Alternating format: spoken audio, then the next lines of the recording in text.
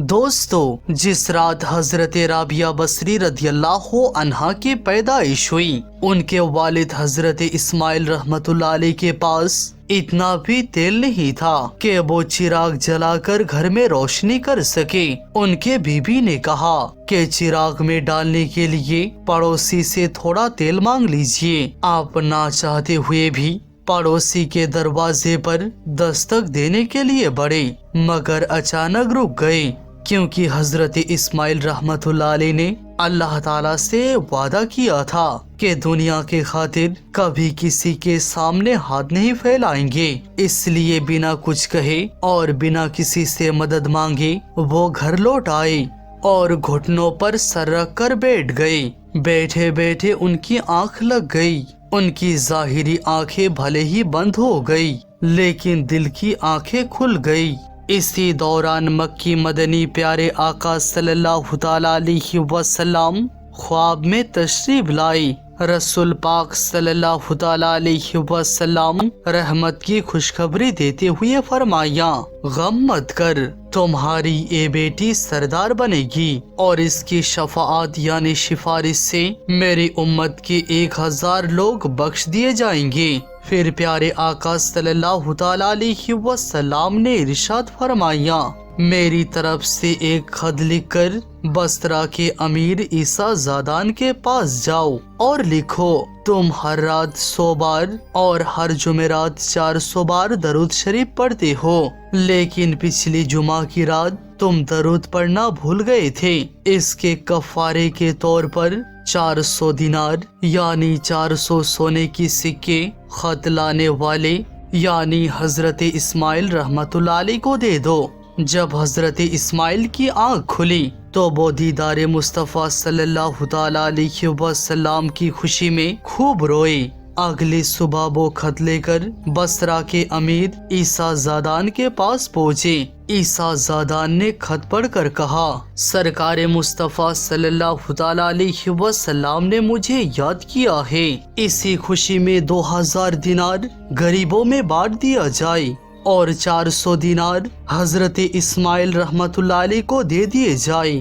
اس کے بعد عیسیٰ زادان خود حضرت اسماعیل رحمت اللہ علیہ کے پاس آئے اور کہا، آئندہ کسی بھی چیز کی ضرورت ہو مجھے بتائیے۔ ماشاء اللہ، دیکھا آپ نے کہ رحمت بن کے آنے والے آقا احمد مصطفیٰ صلی اللہ تعالی علیہ وسلم کی کیسے نرالی شان ہے۔ ان کے غلاموں کے دلوں میں خوشی بھرنے کا انداز کتنا پیارا ہے۔ ایک غلام کو دیدار کا جام پلایا اور اس کے غم دور کر دیے، ساتھ ہی امیر عیسیٰ زادان کو درود کی قبولیت کی خوشخبری دے کر ان کی بھی عید کر دی، یعنی ایک ہی نگاہ کرم سے 2 امتیوں کی جھولی بھر دی۔ سبحان اللہ۔ اس حکایت سے یہ بھی معلوم ہوا کہ ہمارا درود بارگاہ رسالت میں پہنچتا ہے۔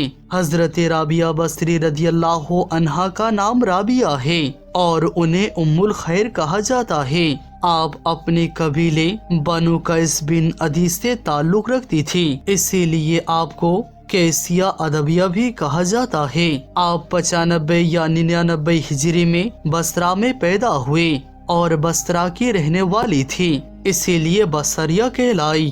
آپ ایک بہت بڑی عبادت گزار تھی۔ شیخ فرید الدین عطار رحمت اللہ علیہ کہتے ہیں کہ آپ حضرت مریم رحمت اللہ علیہ یعنی حضرت عیسیٰ علیہ السلام کی ماں کی طرح تھی، جن کا قرآن میں کئی بار ذکر ہوا ہے۔ ان کی طرح آپ بھی بہت عبادت کرنے والی، نیک فطرت والی، پاک دامن اور شرم و حیا والی تھی۔ وہ آگے فرماتے ہیں کہ حضرت رابعہ بصری رضی اللہ عنہا عبادت و ریاضت میں اپنے زمانے کے لوگوں میں سے سب سے الگ تھی۔ تمام اللہ والوں کی نظر میں آپ بہت ہی عزت دار تھی۔ جب آپ کی پیدائش کی رات تھی تو حضور پاک صلی اللہ تعالی علیہ وسلم آپ کے والد کے خواب میں تشریف لائے کہ تمہاری یہ بیٹی ایک سردار ہوگی اور اس کی سفارش سے میری امت کے 1000 لوگ بخشے جائیں گے۔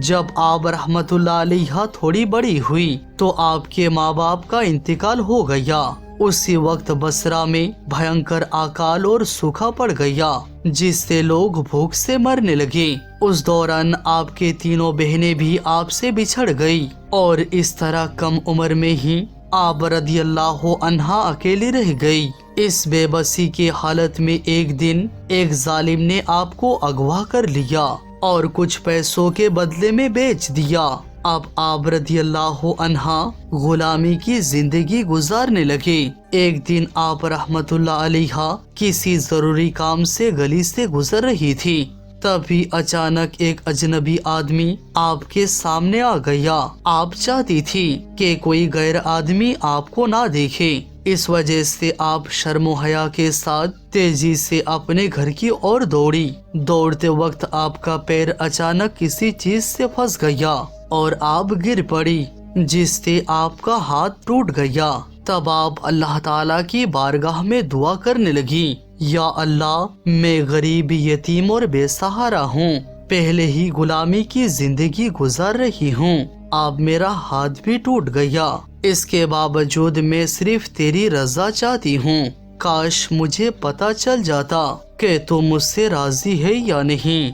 तभी गैब से आवाज आई, राबिया, गम मत कर, कयामत के दिन तुझे ऊंचा मकाम मिलेगा और खुदा की करीबी फरिश्ते भी तुझ पर गर्व महसूस करेंगे। ये सुनकर आप रहमतुल्लाह अलैहा खुश होकर घर लौट आई। हजरत राबिया रहमतुल्लाह अलैहा शुरू से ही इबादत करने वाली थी। वो दिन रात इबादत में लगी रहती थी, दिन में रोजा रखती और रात में नवाफिल पढ़ती। एक रात आप रहमतुल्लाह अलैहा अल्लाह ताला की बारगाह में रो रो कर दुआएं कर रही थी। उसी वक्त उनके मालिक यानी जिनकी गुलामी में आप थी, उनकी नींद खुल गई। उन्होंने देखा कि हजरत राबिया बसरी रदी अल्लाह अन्हा सजदे में सर रख कर दुआ कर रही थी और उनके सर मुबारक से एक नूर यानी रोशनी आसमान तक फैली हुई थी। आप रदी अल्लाह अन्हा अल्लाह ताला से कह रही थी, मौला तू जानता है कि मैं हर वक्त तेरी इबादत करना चाहती हूँ, लेकिन तूने मुझे किसी और का गुलाम बना दिया है, इसलिए मुझे उसके हक भी अदा करने पड़ते हैं। ये नजारा देखकर उनके मालिक परेशान हो गए कि मैं एक ऐसे पाक हस्ती से काम ले रहा हूँ, हालांकि मुझे इनकी खिदमत करनी चाहिए। अगली सुबह मालिक ने कहा, आज से आप आजाद हैं। अगर आप यही रहना चाहते हैं तो ये मेरे लिए खुशी की बात होगी, और अगर आप और कहीं जाना चाहते हैं तो जा सकती हैं। इसके बाद आप रहमतुल्लाह अलैहा वहाँ से चली गई और तन्हा ही में रहकर इबादत में मसरूफ हो गई। बसरा के एक बड़े ताजिर अबू सुलेमान हाशमी ने उलेमा से पूछा कि क्या मेरे लिए शादी करना बेहतर होगा। उलेमा ने सलाह दी कि तुम राबिया बसरी रदी अल्लाह अन्हा से निकाह कर लो। इसके बाद अबू सुलेमान ने एक खत लिखकर निकाह की पेशकश की और उन्होंने खत में लिखा कि मेरी रोजाना की आमदनी 80,000 दिरहम है और इंशाअल्लाह उम्मीद है कि कुछ दिनों में ये 1 लाख दिरहम हो जाएगी। मैं 1 लाख दिरहम मेहर के बदले में आपसे निकाह करना चाहता हूँ और इसके बाद इतने ही दिरहम और दूंगा। अगर आप राजी हो तो मुझे खबर दे। आप रहमतुल्लाह अलैहा ने जवाब में लिखा, बिस्मिल्लाहिर्रहमानिर्रहीम। आगे लिखा, बेशक दुनिया से दूर रहना बदन और दिल को ताकत देता है और दुनिया की चाहत परेशानी और दुख की वजह बनती है। जैसे ही तुम्हें एक खत मिले आखिरत की तैयारी शुरू कर दो और आखिरत के सफर के लिए जरूरी सामान जमा करने में जुट जाओ। अपना माल आखिरत के लिए इकट्ठा करो। अपने आप को वसीयत करने वाला बनाओ, दूसरों को अपना वसीयत मत बनाओ और लगातार रोजे रखो। अगर अल्लाह मुझे तुमसे 2 गुना माल दे और उसकी वजह से मैं एक पल भी अल्लाह ताला से दूर हो जाऊं तो मुझे ये कभी भी पसंद नहीं। मैं अपनी इसी हाल में खुश हूँ। जब हजरत राबिया रदियल्लाहु अन्हा से पूछा गया कि आप निकाह क्यों नहीं करती تو انہوں نے فرمایا 3 چیزیں میری غم کی وجہ بنی ہوئی ہے۔ پہلی، میرا خاتمہ ایمان پر ہوگا یا نہیں۔ دوسری، قیامت کے دن میرا نامہ اعمال سیدھے ہاتھ میں دیا جائے گا یا الٹے ہاتھ میں، کیونکہ جن کا نامہ اعمال سیدھے ہاتھ میں دیا جائے گا وہ جنت میں جائیں گے، اور جن کے الٹے ہاتھ میں دیا جائے گا وہ جہنم میں جائے گا۔ میرے شمار یعنی گنتی کس میں ہوگا؟ اگر کوئی میرے ان 3 غم دور کر دے تو میں نکاح کر لوں گی۔ حضرت رابعہ رضی اللہ عنہا دن رات عبادت میں مشغول رہتی تھی، دن میں روزہ رکھتی تھی اور رات میں نفل نماز ادا کرتی تھی۔ آپ کی خادمہ حضرت عبدہ بنت ابی شوال رضی اللہ عنہا بتاتی ہے کہ حضرت رابعہ بصری رضی اللہ عنہا ساری رات نماز میں مشغول رہتی تھی۔ صبح صادق کے وقت تھوڑی دیر کے لیے مصلی پر ہی لیٹ جاتی تھی۔ جب ہلکا ہلکا اجالا ہونے لگتا تو آپ گھبرا کر اٹھ جاتی اور خود سے کہتی، اے نفس، اس فانی دنیا میں کب تک سوئے رہے گی؟ اے دنیا تو تنگی کا گھر ہے، پھر یہاں اتنی نیند کیوں؟ آج تھوڑی دیر جاگ کر نیکیاں کما لو، قبر میں میٹھی نیند سو لینا، وہاں قیامت تک کوئی نہیں جگائے گا۔ یہاں عمل کر لو، آرام وہاں کرنا۔ اس کے بعد آپ پھر سے عبادت میں لگ جاتی تھی۔ آپ نے اپنی پوری زندگی اسی طرح سے گزاری۔ جب رات ہوتی اور لوگ سو جاتے تو آپ رحمت اللہ علیہ خود سے کہتی، رابعہ، ہو سکتا ہے اے زندگی کی آخری رات ہو اور کل کا سورج دیکھنا نصیب نہ ہو، اٹھو اور اپنے رب کی عبادت کرو تاکہ قیامت کے دن شرمندگی کا سامنا نہ کرنا پڑے۔ ہمت کرو، سونا نہیں ہے، جاگ کر اپنے رب کی عبادت کرو۔ پھر آپ صبح تک نفل نمازیں ادا کرتی۔ فجر کی نماز کے بعد آپ خود سے دوبارہ کہتی، اے نفس مبارک ہو، پچھلی رات تم نے بہت محنت کی، لیکن یاد رکھو کہ آج کی دن بھی زندگی کی آخری دن ہو سکتا ہے۔ اس کے بعد آپ پھر عبادت میں لگ جاتے۔ جب نیند کا اثر زیادہ ہوتا تو گھر میں چلنے لگتی اور خود سے کہتی، رابعہ، اے تھوڑی سی نیند کا کیا مزہ ہے، اسے چھوڑ دو، قبر میں آرام سے لمبے وقت تک سونا۔ آج تو تجھے نیند تھوڑی کم آئی ہے، لیکن آنے والی رات تمہیں بہت نیند آئے گی۔ ہمت کرو اور اپنے رب کو راضی کر لو۔ اس طرح سے کرتے کرتے آپ 50 سال گزار دیے، نہ کبھی بستر پر سوئی، نہ تکیے پر سر رکھا، اور پھر دنیا سے رخصت ہو گئی۔ حضرت ماسا بن عاصم رحمت اللہ علیہ سے روایت ہے کہ حضرت رابعہ بصری رضی اللہ عنہا بہت زیادہ عبادت کرتی تھی۔ وہ سارے رات قیام کرتی، دین میں روزہ رکھتی اور قرآن کی تلاوت کرتی۔ ان کا ہر لمحہ اللہ کی یاد میں گزرتا تھا۔ ایک بار آپ فرماتی ہے، میں بہت بیمار ہو گئی تھی، جس کی وجہ سے رات کی تہجد سے محروم رہی اور دن میں بھی زیادہ عبادت نہیں کر سکی۔ بیماری کی وجہ سے بہت کمزوری آ گئی۔ اسی طرح کئی دن گزر گئے۔ مجھے اپنی عبادت چھوٹ جانے کا بہت افسوس ہوا، لیکن الحمدللہ بیماری کی حالت میں بھی جتنا ہو سکا عبادت کی کوشش کرتی۔ کبھی میں دن میں بہت ساری نفل نمازیں ادا کرتی اور کبھی رات کو۔ پھر اللہ نے مجھ پر کرم کیا اور مجھے صحت بخشی۔ میں نے نئے جوش کے ساتھ عبادت شروع کی اور میرے سارا دن اور رات عبادت میں گزارنے لگا۔ ایک رات مجھے نیند آ گئی اور میں نے خواب میں دیکھا کہ میں آسمان میں اڑ رہی ہوں اور پھر ایک ہرے بھرے باغ میں پہنچ گئی۔ میں نے ایسا حسین باغ کبھی نہیں دیکھا تھا۔